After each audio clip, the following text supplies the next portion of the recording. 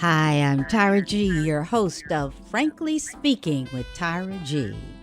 Welcome again to our virtual global gathering of phenomenal women and all of you who love them. Yes, you, mothers, daughters, grand and great grandmothers, fearsome and generous, humble and honest, in pursuit of new possibilities and purpose. You know we dig deep here, but we come up strong. For those of you joining us for the first time, each month we explore a new theme inspired by you. Yeah, I said you. We bravely walk into places where tradition has taught us there are some things we just don't talk about, but not at this table. And no matter how hard judgment knocks, it cannot come in. Beloved, here we live beyond the wreckage. Every week we experience, educate, encourage, and empower each other. We share aha moments and stories that have been left in our pockets for too long. Every week we start right where we are.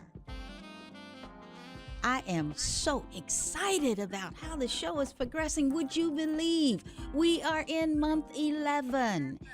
And that is proof that dreams can come true. Frankly Speaking with Tyra G is one of my most precious dreams.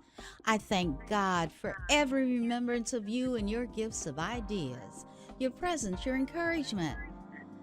You know, they were the gifts that inspired me. I can't do this show without you. Thank you so much. You're listening to Radio Fairfax, Fairfax, Virginia, on your TV, computer, mobile device, and we are webcast worldwide on the internet at www.radiofairfax.org every Saturday evening at 8 p.m. Eastern Standard Time. Now, don't get all upset if you miss us. I know Saturday is date night. You can catch us on YouTube. Just key in Frankly Speaking with Tyra G. And if you feel like catching up with me offline, it's easy. You know how I love those conversations. Email me at tyragarlington.com. Thank you so much, Courtney Nero, for composing and performing our Frankly Speaking theme song. And for naming it, I'm listening.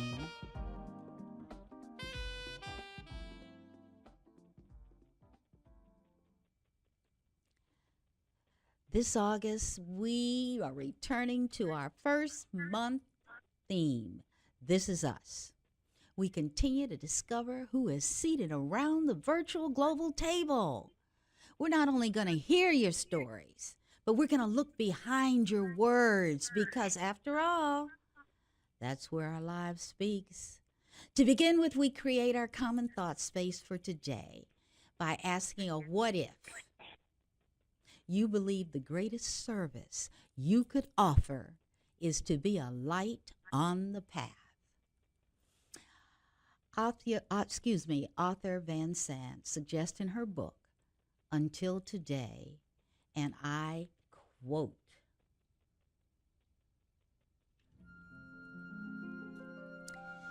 "At night, the ocean can be a huge, dark place. When riding the seas, you can never know for sure if the water will be calm or turbulent. You never know if you will drift off course or run aground. That is why they're lighthouses. When ships lose their way, they are guided by a lighthouse. When there is trouble or danger at sea, you can seek refuge by the lighthouse. In the midst of the storm, the lighthouse will always guide the ship safely to shore. Best of all, there is always someone in the lighthouse waiting. Be that someone. Be a lighthouse. Let your life be a shining symbol for others. Let everything you do be of service to someone. Stand tall in the knowledge of who you are. Stand proudly during the rough times. Be aware that who you are and what you must offer can be a beacon for some lost soul. Be the lighthouse keeper. Be on the lookout for lost souls. Be alert to those who may be in need and have nowhere to go or no way to get there. Be a lighthouse to a child. Guide a child. Protect a child. You don't have to say much. Just let the child know that you're there should the need arise. Be the lighthouse to an elder. Someone who's traveled the sea of life but now needs a bit of warmth and comfort. Perhaps a cup of tea or some interesting conversation. Be a lighthouse to a young man or woman who has lost their footing or maybe losing their direction in life. Remember, no matter what condition, a wind-blown sailor reaches the lighthouse inn. The keeper is always welcoming. The keeper always has something on hand or knows what to do to get your ship sailing again. Your affirmation today might say, "Today, I'm devoted to shining the light of compassionate support and service on those who may be in need." Think about that. And after our break, we are going to meet a woman of wonder who's committed her life to be a lighthouse. Get your snack. Come back soon. And we are back. I am so excited. I have got a guest that I truly, truly, truly love. She happens to be in New York. Her name is Wendy Ward. She is CEO and president of Empower Productions. And she's a musician. And she's a physician. And she is so much more. But I'm going to let her tell you that. Wendy, you know I like to pretend that each of my guests is a book in our human library. So I asked them to introduce themselves in a way that we want to continue reading their story. You're on, my friend. Hello, Tyra. How are you? I just want to thank you so much for having me. It's just such a blessing and an honor to be able to join this space with you. You know, I'm always excited whenever I'm able to get together with a sister friend and be able to sow into the lives of others and empower them. So I thank you for this ability to be able to do that. Thank you so much. I think my audience will also be thanking you when we finish our program. So, okay, you chose a title. I have my guests this month choosing their own titles, and I love yours. Thank you. It's Becoming Me. And the reason I love it is because I'm always saying the whole time I'm on the show, it's a process, this life. It is not an event. Don't get hung up. What you were yesterday, you're not going to be today. So, Wendy, talk to us about your journey. Okay. Well, I want to talk a little about Becoming Me and why I chose that as a title. Okay. And you're right, Tyra. It definitely is a process. But I just want to break it down and make it real simple. Becoming me, what I've come to realize, it's really about connecting and reflecting our God selves. And simply, it's about connecting to our authentic, divine essence, energy, and being. And then reflecting our God-centered selves outward as our thoughts, our words, our actions, behavior, choices, and decisions. And the only way we're able to do those things is really based on God-centered beliefs, habits, values, rules, and perspectives. So, you know, most people say, well, becoming me, but I am me. But you're not your authentic selves until you choose to be your authentic self. And I will ultimately illustrate a story, but to just break it down just a little bit, we can't truly live our divine purpose for this life and have that deep sense of peace, love, joy, success, fulfillment actually, and connectedness to God and others unless we are truly embodying and acting as our divine-centered selves. So let me explain. Most people have no idea. We navigate through most of our lives as an imposter. And people say, what are you talking about? The thing is that we have our conscious mind, and that grows up with us, and it matures, and it's our adult mind. And we make decisions with it, and we have actions and behaviors and emotions. But the challenge is that's only responsible for about 5% of our decision-making, actions, behaviors, and emotions. The real truth is we live on autopilot, which is controlled by our subconscious mind and our subconscious mind operating system and program. And that controls 95% of what we do and how we navigate through life. The thing is, we did not program our subconscious mind. That was programmed in childhood by our parents, by our schools, by our church. So the truth really is all of the beliefs, habits, values, rules, and perspectives were poured into us by others. We just adopted them and took for granted that they were our own, and our conscious mind navigates consciously through life based on those things. So we have to choose to grow up and know that we have to grow up and kind of upgrade that outdated system of our subconscious mind programming. The challenge is we don't realize, subconscious mind program, we're not aware of it, but we realize the effects that it's not upgraded and that we need to do so when our conscious mind says, I want to live my dream. I want to do this, or I want to do that. And they realize that no matter how hard they try, they just can't do it. So the effects of operating on that program that's really not our own and not a reflection of our authentic God-centered selves impedes us from really moving forward to living our dreams and that purpose-filled life that everybody talks about. So until we really get down to that business of connecting on a deep level to our God-centered selves, we're never really going to be able to reflect out in the world the way we desire and live our dreams and be happy in that success-filled life. So wait a minute, I gotta slow you down, girl, because that was like 14 different mouthfuls. I got some of it. I want to make sure we are right with you. What I hear you saying is 95% of who we are, we brought from our small young selves, and we've absorbed what our parents and other parental figures have poured into us, and we keep going with that, which is not really our authentic self. And then the huge verb you used, until we choose to be, that's right, we cannot step into a divine purpose. Am I getting that? You've got it all right.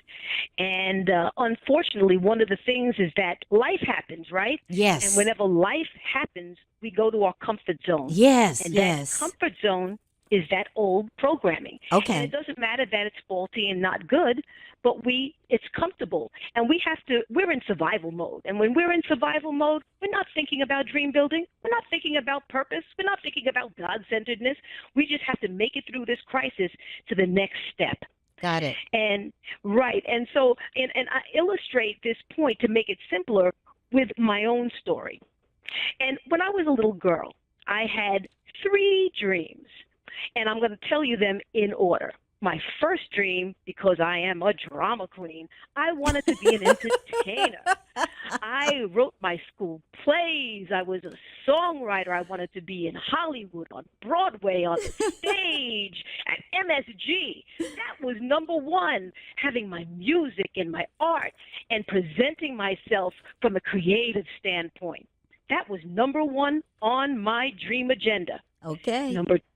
Number 2, I was a gifted athlete, another gift that God gave me. So basketball was my sport. So I used to, at the time that I was playing basketball, there weren't a lot of girls that played. So I played only with boys. So I felt that if they could aspire to be in the NBA, why couldn't I when I was better than many of them? So number 2 was to be like my idol in basketball, Walt Clyde Frazier. Oh, and Lord, play for yes. the New York Knicks. Now we want to get down to the nitty gritty here a little bit, what I'm talking about when I talk about the programming. Now, I was always gifted in science, and I always had this nurturing type of spirit. And my parents quickly recognized that. My dad is actually a doctor, and my mom is a teacher.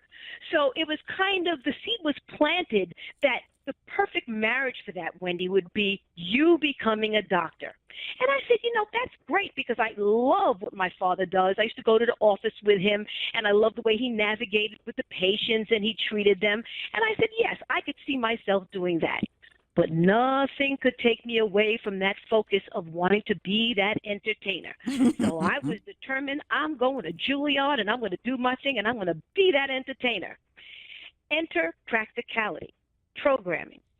So back in the day when I was a kid, parents said, that's all nice and you can do it to have fun, but you got to get yourself a real job, a real career, go to school and get a real job. Yes. So, you have that soul nagging at you all the way through, giving you clues and signals.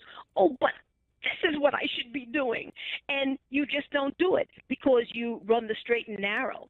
And it's interesting because early in my life, I would say up until about sixth grade, people are surprised when I say I was not a good student.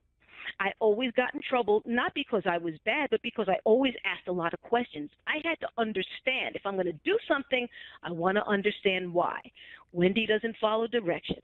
Wendy does what she wants. So, as an adult, that's great. That's called a leader. So it's just a matter of how you shift the perspective. Right.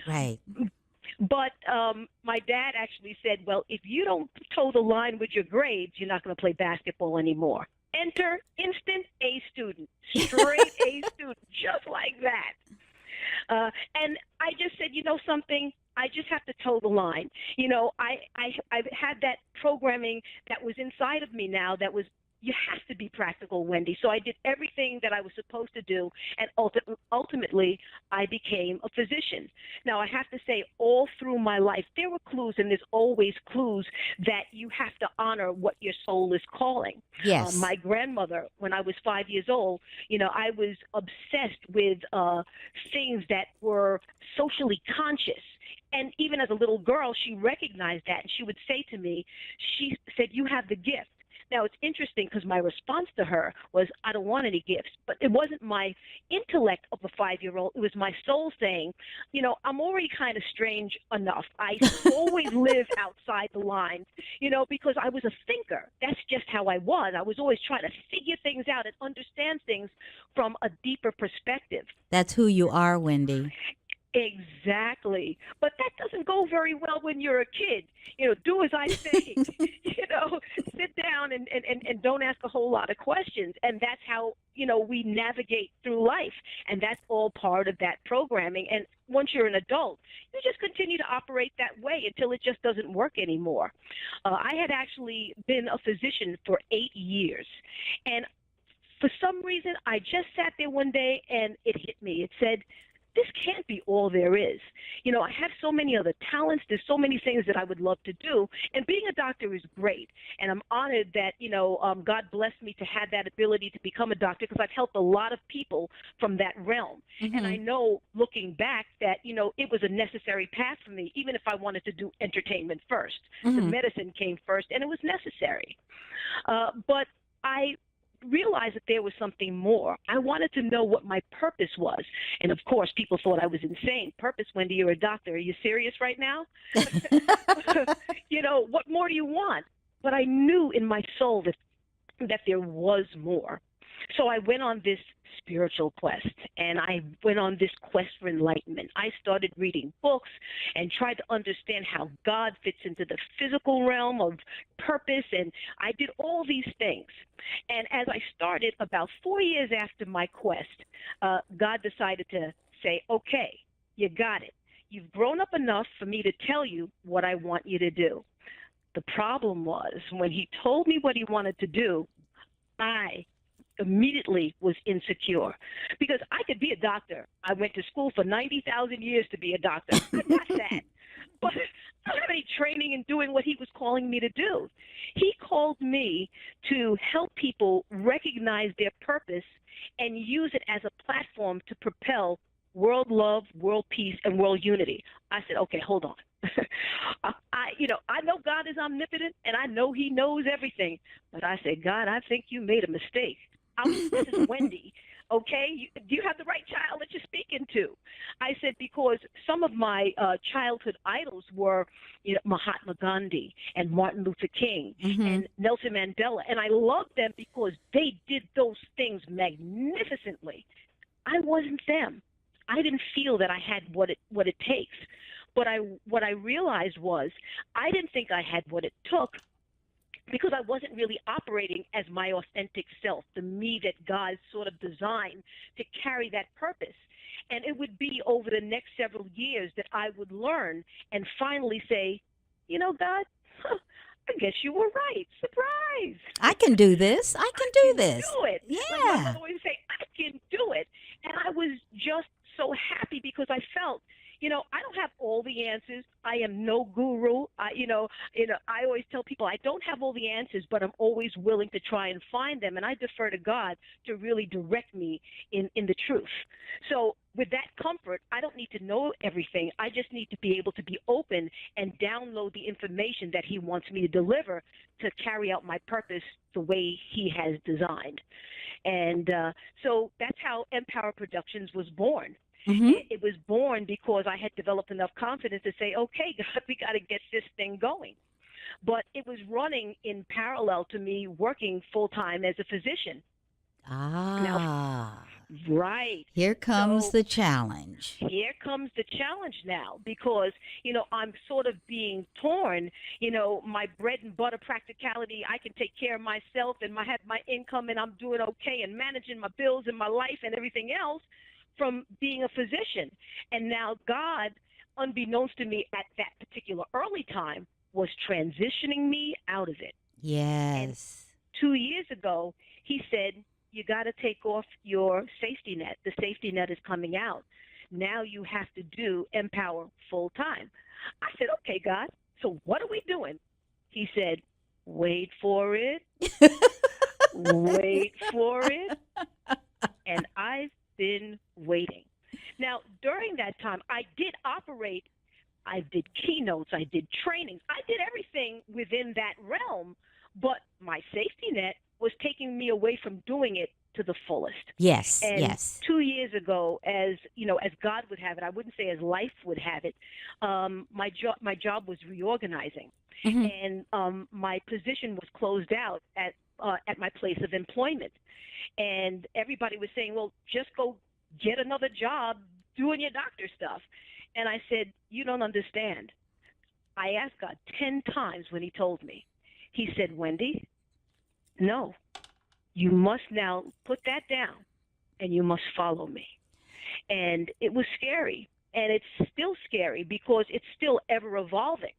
And when that happened 2 years ago, now I'm saying, okay, God, I'm going to just, go full time and do what I was doing to try to build Empower and do more programs and try to reach more people doing what you've, basically called me to do. But during that time, my family got sick. My mom got sick. Yes. And so it's like God is asking me, in my opinion, to go out and do all these things sort of with my hands tied behind my back, because now I'm the primary caretaker and my mom was, as you know, so sick. Yes. And then I had two other family members that were sick simultaneously with very serious illnesses. I'm running between New York and New Jersey to the hospital and trying to manage all these things. And I just didn't understand. But I call it my Becoming Me boot camp. And it was God putting those finishing touches on my true God-centeredness so He can say, boom, now you're ready. And that kind of now you're ready in the Becoming Me, which is why it's so important to me, is now starting to emerge. I'm now seeing not only the what, but the true essence of the how. And that all came with surrender. I was just getting ready to interrupt you rudely, but what I heard as I followed, I noticed as he was repositioning your life, he was challenging your strength. What I have learned in my faith walk, that God often does that to make sure we understand we can't make it without him. Absolutely. Because the things I've known that we've talked about through, as I call it, your storms the past couple of years, a normal person, even though they were brilliant like Wendy, strong like Wendy, and would have been broken based on the things you've just told me as headlines. You haven't taken me deep to the core.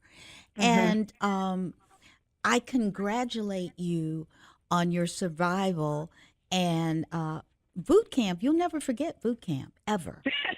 No, not at all. Ever.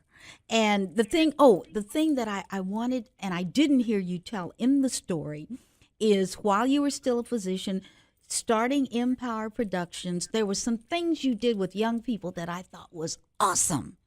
And how you met them where they were, like with the rap and all that other. Can you talk about that? Absolutely.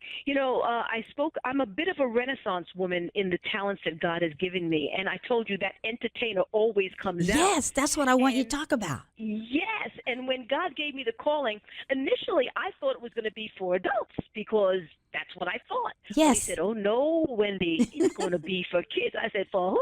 But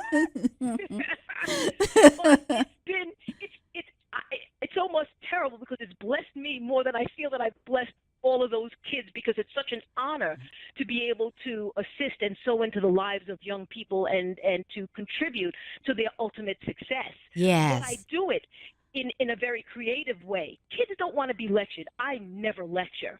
I entertain. Sometimes I will do a presentation as a one-woman show using costumes. Yes. Sometimes I'll use music, entertainment, sports. One of the things that I loved that I had done in the past. This was my middle school kids that I was kind of mentoring at this time, and I was called to do a career day. And I love to surprise kids. I like the element of suspense and surprise. So they had a little bit of my bio prior to me coming in. So I know they were saying, "Oh my God, this boring doctor is coming here to speak with me." So I gave it the whole presentation. I came in there, I had on my lab coat, I have on my stethoscope, and I'm all professional standing there while I'm being introduced. And then next thing you know, I fly down my stethoscope and rip off my jacket, and I have my New York Knicks number 10 jersey on from Clyde Frazier. And I pull out my basketball and start dribbling the ball between my legs. The kids go wild. Yes, that's what I'm talking about. That's what I'm talking about. Oh, my gosh. And they're hollering. And now, I tell them, I am you. It's just that I was born chronologically before you. Yes. I'm no better. You have all the greatness within you to do what you need. Yes. And I'm able to play and be that kid because the truth really is, Tyra, I just haven't grown up. And maybe that's why we hit it off. The child in me is very busy, and sometimes I have to tone her back because people are looking at me going, "Really? You haven't gotten rid of that yet, as long as you've been on this earth," and I hope I never do. But I can see, people need to see visually, Wendy is petite and gorgeous. And when you see the smile, when you feel the spirit and the energy, I can see her right now. I've never seen her do her act with the kids, but I can see it, and I wish I had her in my hip pocket because I'm so often with young people. But the connection, that's what I want people to understand. We don't have to lecture to our children. We just have to connect with them and let the other evolve, because once the connection made, they want to talk to you. They want to feel you. They want you to feel them. They want you to understand. So that's what I wanted to make sure you told that story. So I interrupted you, but you know me, I'm going to do that. I love it. You go ahead. Because, the truth really is, I think that we don't ask young people enough what they want. And one of the things to back up before the presentation is I give handouts to the kids, and I find out what their passions are just through a questionnaire. So that way I'm coming in in and meeting them where they are. If that questionnaire dictates that they like a particular sport or a particular movie or a particular game, I come in with those analogies so I can utilize that to speak their language. Because if I'm not Yes. speaking their language and they don't understand me, my program is called Reach to Teach. They have to teach me their language. I learn it from their feedback, and then I come back. And then afterwards, they have to critique me. I Yes. want to know 3 questions. What did you like? What did you learn? And what do I need to do better so it's better for you? Because at that 3rd question, that's the one I hone in on most, because I need to be able to reach them where they are so they can understand and get what I'm trying to teach them and deliver. And I think the piece that I tend to focus on, because I don't play basketball very well on stage, so I do a sing and dance routine. But Love what it. I have also learned is we have to expect them to do their best. Somewhere Absolutely. along the line, we as a generation, maybe 2 by now, have stopped expecting them. I used to be a principal of a school that had all the 800 students had been adjudicated. Mhm. And I guess they thought I wouldn't expect anything of them. I said, "Excuse me? Yeah, I expect you to learn. Yeah, I expect you to read. I expect you to create. I expect you to be able to rap without a cuss word.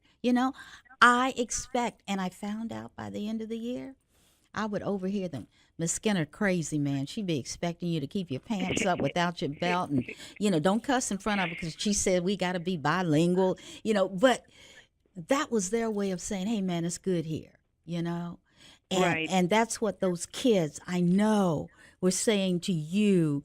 What did they say they learned most, Wendy, at the end of your presentation? What were some of the things they learned?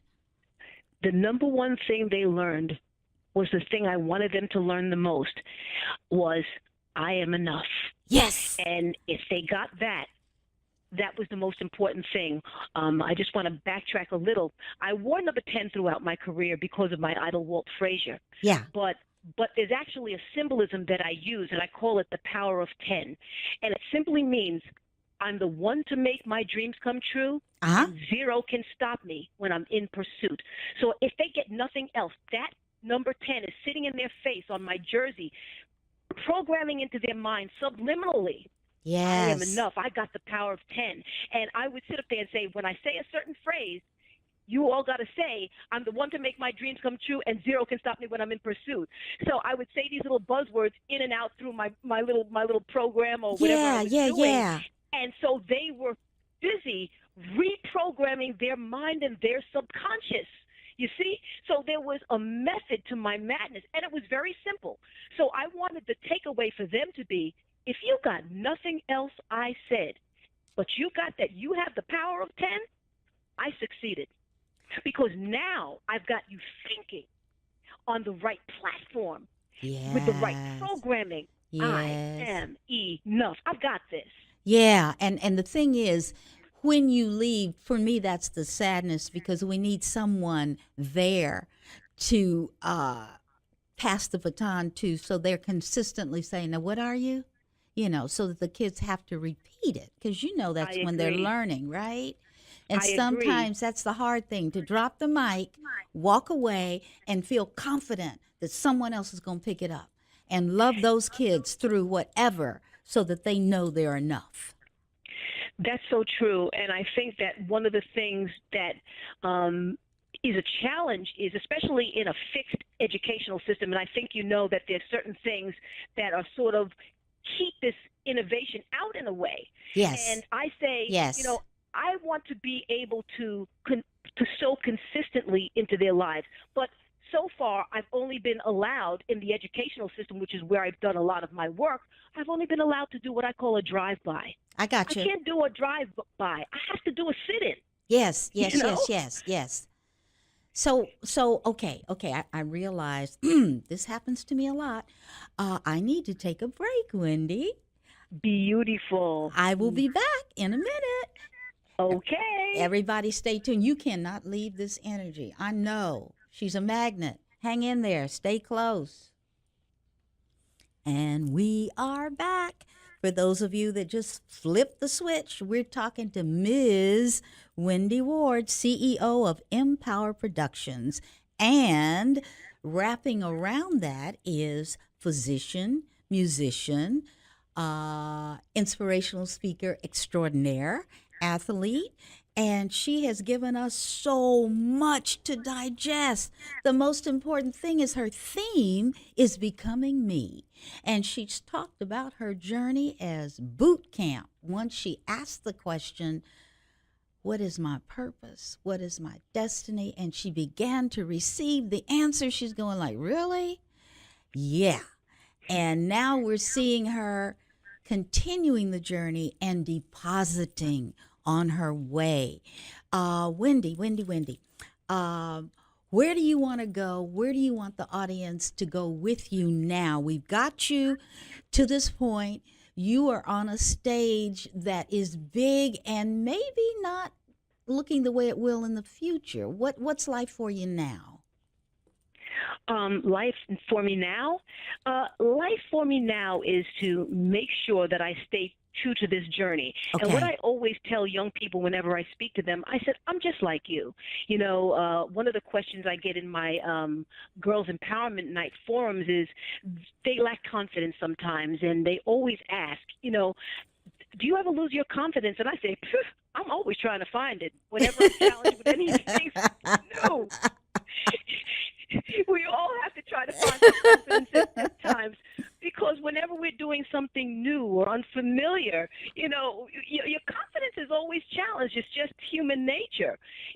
I just tell them, don't worry about it. You are equipped to do you. You are equipped to your purpose because God equipped you for that. So stay strong, stay hopeful, stay courageous, stay confident. And even when that confidence and that, self-assuredness starts to slip, reflect on that God-centered place, that becoming me place, and you will know that you can do it because God equipped you uniquely for your purpose and the journey that you have in this life.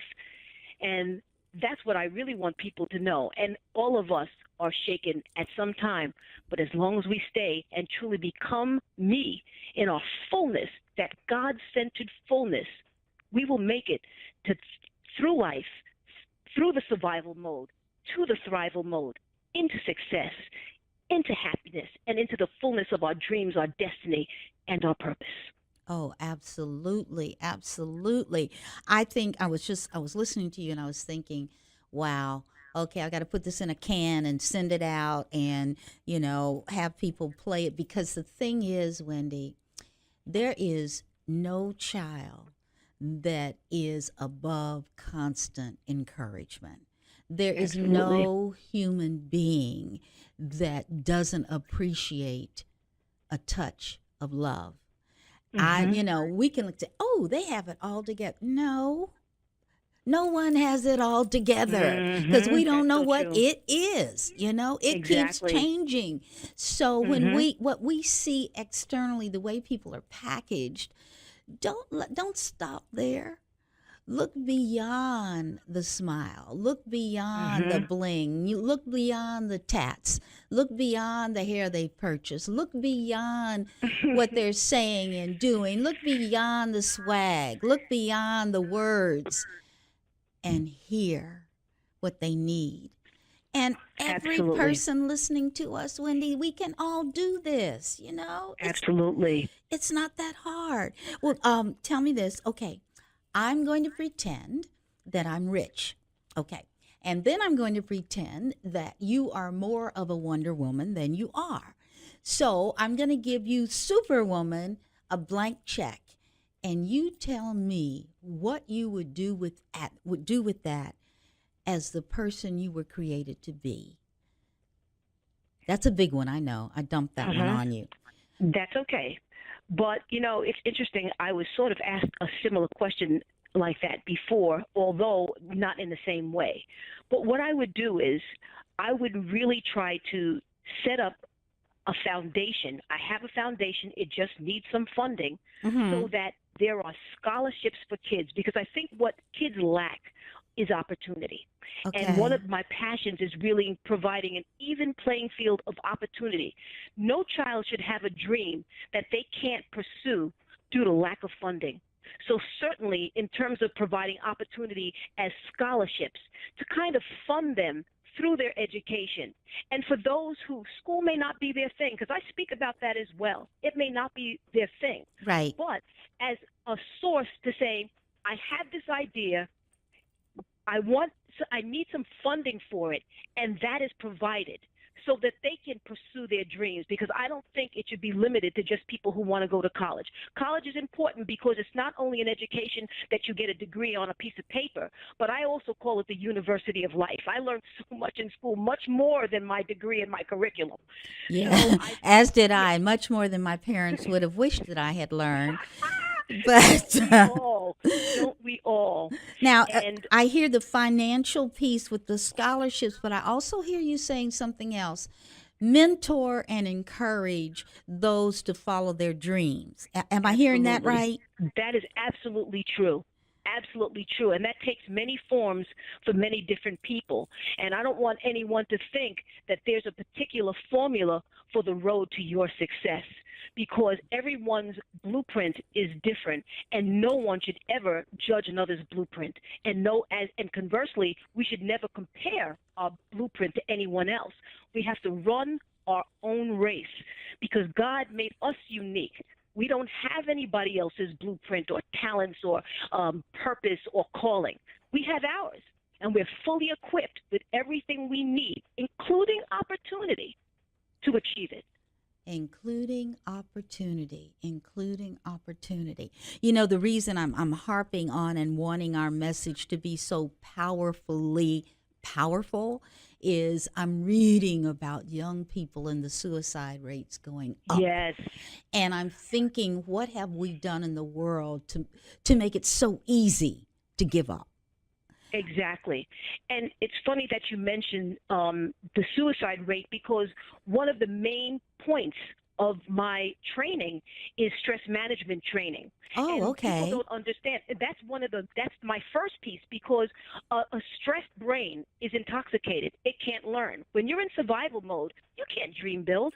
And what people don't realize is that chronic stress has become a public health crisis. The Yes. top six most deadly diseases for adults is rooted in stress, and for young people, they surpass adults in the stress lane during the school year. And the suicide rate for young girls is up 40%. For young boys, it's up 30%.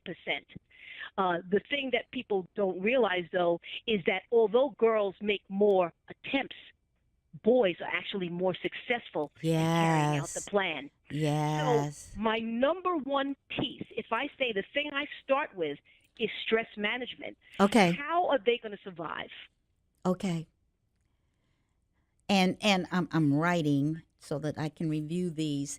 One of the things when I think about girls, and I've just been looking at social media. I was in the grocery store. Would you believe this? I heard Mm, two young girls, maybe 13, 14 years old, saying they had taken their photographs and sent them to a website called I Am Ugly to have mm, 40,000 people evaluate how they live, not understanding that airbrush, what our 24/7 mm, communication system has done is redefine beauty so narrowly mm. that these kids are doing impossible things to Exactly. to be cookie cutters of something that doesn't really matter when it comes about living a life that you were meant to live. And I Exactly. looked at them, and Wendy, they were cute, okay? And I'm Mm, thinking, what? Why would you do that? And so it's telling me, remember when you started out, you said our autopilot was based on what we heard, what our parents deposited mhm. into us, what the world deposited, and we just Mhm. kind of responded like that. And Mhm. when we were trying to achieve and it got to be uncomfortable, we go back to the autopilot. Mhm. And in our new world, in our new life, in the new speed of life, those old behaviors are not sufficient. And Right. so we're not getting or giving the support to our children that says, Absolutely. hang on. Absolutely. There are alternatives, and it's okay not to feel like you're in control. Absolutely. And navigating through youth in the 21st century is especially challenging with the social media space Yes, because there's yes. constant exposure to that criticism, to bullying, and trying, as you said, to live up to actually false expectations. Because Absolutely. what you see on the internet, it's not real. I So know. these kids are constantly in a state of stress. It's critically damaging their self-worth, and it's ruining every aspect of their lives. They feel hopeless.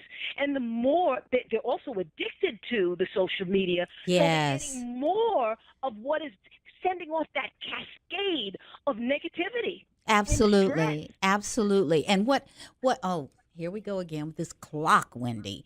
I'll tell you, I think what I'm going to have to do is just have you on again and we'll just do another discussion. Remember, we were talking before and we said we'd have a slumber party on the Yes, radio. I yes, think we're going to have to do that because I have so much I want to talk about and I forgot all about your assignment and the letter I asked you to write and you have to read it. I got it. You got Girl, you are too much. Well, would you mind reading your letter for us now? I would not mind at all. Thank You all ready for me, Tyra? No, but I'm ready. Okay, I hear you. Dearest young Wendy, I want you to know I love you unconditionally for all that you are. You have so many wonderful qualities. You are loving, warm, humble, kind, faith-filled, compassionate, empathetic, fair-minded, and generous. Oh. So relax. I know you feel you have to be perfect all the time for yourself and for others, but understand you are only human. The weight of living up to that unattainable responsibility and expectation of perfection will weigh you down at times and prevent you from truly enjoying and appreciating your life to the fullest. Just do your best with the best of intentions to do your best, which will get better day by day. Then surrender, let go, and let God do the rest. There's no need to worry about life, your future, your dreams, or your destiny. You have all that you need with more than enough time to do all that God is calling you to do. You and your imperfectly perfect self are enough. And God loves you and is proud of you, just as you are. I want you to know that becoming you, the real you, the you, fully connected and consciously reflecting your inner God self in your thoughts, words, actions, and behavior is of supreme importance for achieving divine victory and purpose in every aspect of your life. The following are some keys you must keep in your conscious mind to help you achieve the goal of becoming you as God intends and ultimately living the amazing life that God has planned for you. 1. Always honor God and put God first. 2. Have patience. Be humble, kind, loving, compassionate, and forgiving with yourself and others, and put service above self. 3. Consciously focus on always doing the following, particularly during difficult times. Stay in humble surrender to God's will, way, time, and order for your life. Stay attentive to hear His guidance and instruction. Stay obedient to God, even when it doesn't make sense on a human level. Stay open and available as a willing vessel for God to work in, as, and through. Praise God with an attitude of gratitude no matter what challenges you are facing. And stay not only in faith, which is knowing that God can do all things, including the impossible, but also stay in trust in God, which is believing that He will and will keep His promises. Now, there will be times that you feel fearful, doubt yourself, think that you are not enough, don't measure up, and don't have what it takes to achieve your dreams, your purpose, your destiny. But I encourage you, Have courage, confidence, and believe in yourself in the midst of all the challenges that try to shake you into the false notion that you are less than the awesome, unique, divine being God created you to be. And during those times of severe insecurity, remember these facts. 1, you have been divinely called, ordained, gifted, equipped, prepared, and credentialed to do God's work by God Himself. 2, you do not need man-made permission, approval, expertise, or credentials to do God's work.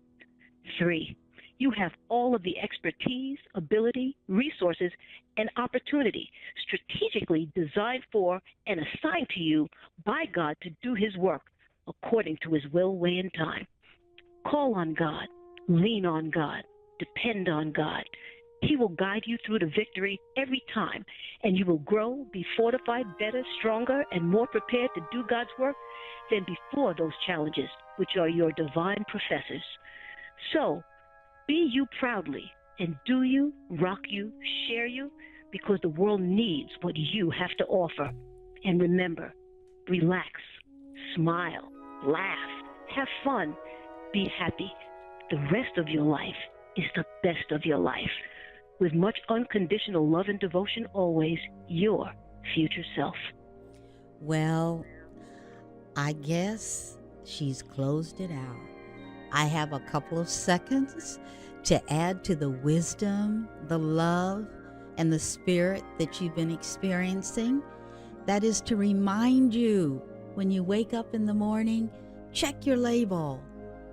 You are beautifully and fearfully made. You're not alone, you're worthy. And I love you. Your seat at the table is reserved.